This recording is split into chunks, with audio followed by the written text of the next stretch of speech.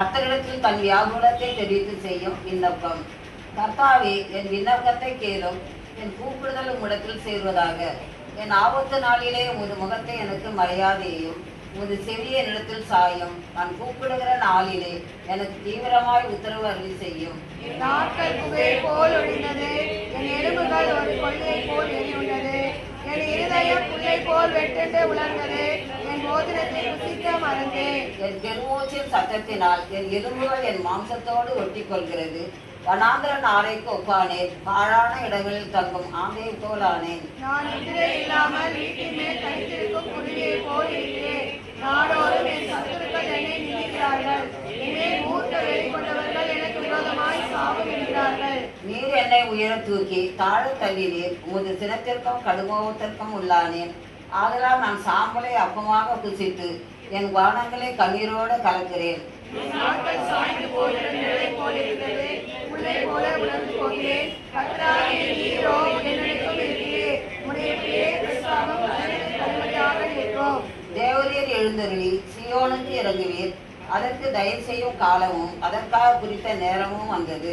உம்முடைய ஊழியக்காரர் அதில் கல்லுகள் மேல் வாஞ்சை வைத்து அதில் மண்ணுக்கு பரிதவிக்கிறார்கள். கர்த்தர் சீயோனை கட்டி தமது மகிமையை வெளிப்படுவார்.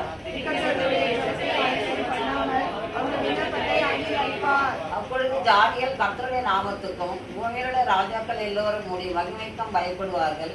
என் சந்ததிக்காக இது எழுதப்படும், சிசிக்கப்படும் ஜனம் கர்த்தரை துதிக்கும். கர்த்தர் கட்டுண்டவர்களின் பெருமூச்சை கேட்கவும், கொலைக்கு நியமிக்கப்பட்டவர்களை விடுதலையாக்கவும், தம்முடைய உயர்ந்த பரிசுத்த ஸ்தலத்திலிருந்து பார்த்து வானங்களிலிருந்து பூமியின் கண்ணோக்கமானார். கர்த்தருக்கு ஆராதனை செய்ய ஜனங்களும் ராஜ்யங்களும் ஏகமாய் கூடிக்கொள்ளுகையில் சீயோனில் கர்த்தருடைய நாமத்தையும் எருசலேமில் அவருடைய துதியையும் பிரசாரப்படுத்துவார்கள். வழியிலேயே நிழலை அவர் ஒதுக்கி என் நாட்களை குறுகப்பண்ணினார். அப்பொழுது நான், என் தேவனே, பாதி வயதில் என்னை எடுத்துக் கொள்ளாதேயும், உம்முடைய வருஷங்கள் தலைமுறை தலைமுறையாக இருக்கும்.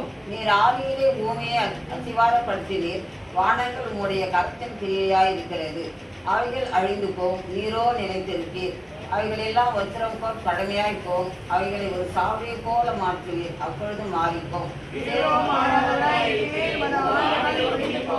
வாசிப்போம். உமது அடியாரின் பிள்ளைகள் தாவரித்திருப்பார்கள், அவர்கள் சந்ததி உமக்கு முன்பாக நிலைத்திருக்கும் என்று சொன்னேன். ஆமென்.